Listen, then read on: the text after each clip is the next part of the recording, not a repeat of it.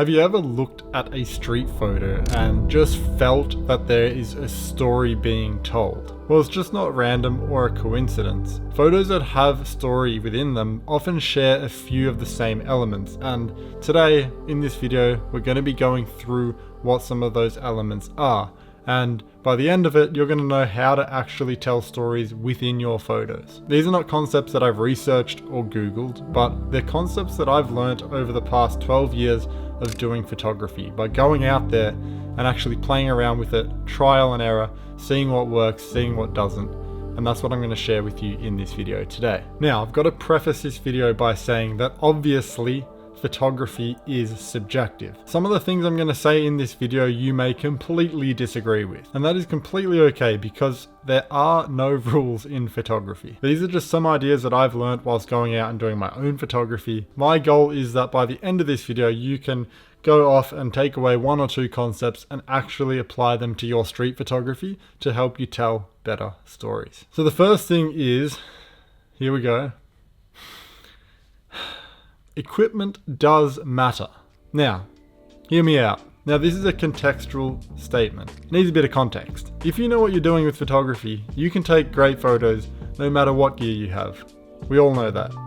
But what I mean is that certain types of gear, specifically certain types of lenses, are going to make your photos feel a certain way. And that's really important when it comes to telling a story. For example, recently I've been using a 40mm lens. Now this is quite a wide lens, and what that means is you're gonna have to get quite close to your subjects. And when you get closer to the subjects, you're actually capturing more of the details. And those tiny little details that are within the frame, you just can't get with a zoom lens. All those little details that you're capturing end up telling more of a story within your shots as well. Now I know it can be scary to go up to someone, and it's super confronting to walk up to a random stranger you've never seen and take a photo of them. Even if you've been doing street photography for a while, you still get that feeling. That's why I notice a lot of new photographers tend to shoot on a zoom lens like a 24-70 or even a 70-200 because they don't want to get up in there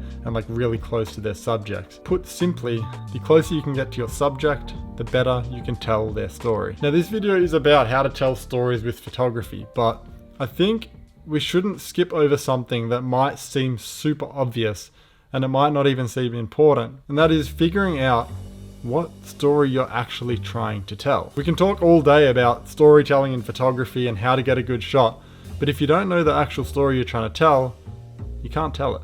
For me, I know I love to capture the eastern countries like India, Vietnam, these places where people are living and they're cooking on the streets, they're partying, they're having their social gatherings. Everything is happening out on the streets, and you get to capture that when you go to these places. For example, last year I was walking around this spice market in India, and I looked to my left and there's these two guys carrying these huge bags of spices, and they're unloading them off this truck, and that was just an insane moment to capture. And then I looked to my right and there's another guy holding a big bag of spices walking down the street, and it's just these really unique moments that you just don't see in more Western civilization. So those are the stories that I'm trying to tell of their day-to-day lives of people doing these unique jobs and living this unique way of life. And if you're thinking to yourself right now, I have absolutely no idea what the story is that I'm trying to tell,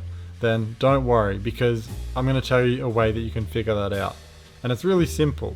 Pretty much all you want to do is just go on Instagram or get a photo book, preferably of the photographer who you really admire, whose work just draws you in. And whatever photos they're taking, just plan a shoot around that. For example, before I went to India, I was looking at photographers who had been to India and who had done street photography. And I just felt inside me that I was I really want to go out and shoot this kind of street photography. I don't know why, but I'm just naturally drawn to it. So I went out and did it. So find what you're just drawn to in photography, plan a shoot about it, and just go out and do it. And you'll naturally find that these moments and these cool, interesting stories will just come to you. Another way that you can really tell a story within your photos is obviously through editing. Certain colors are going to give off a certain vibe, and certain editing techniques are going to help you tell a story better. If you're looking to grab some new Lightroom presets, I've currently got a new combo pack. I've just added 10 more presets into it, and they just really turn your raw photos into a more cinematic vibe. I've got some that are more contrasty, some that have got a bit more grain in them. I use them every day when I'm editing my photos, so if you want to get photos that look similar to mine in terms of editing, then you can go and check them out in the description below. Now I want to move on to a slightly different concept, which is capturing candid moments. So a candid moment is when you're essentially taking a photo of someone whilst they're unaware of it, when they're just in the moment doing whatever it is that they're doing. The opposite of a candid photo is a staged photo. It's kind of like when you have to take a selfie with a group of friends and someone says like cheese, and then everyone's just doing these forced smiles.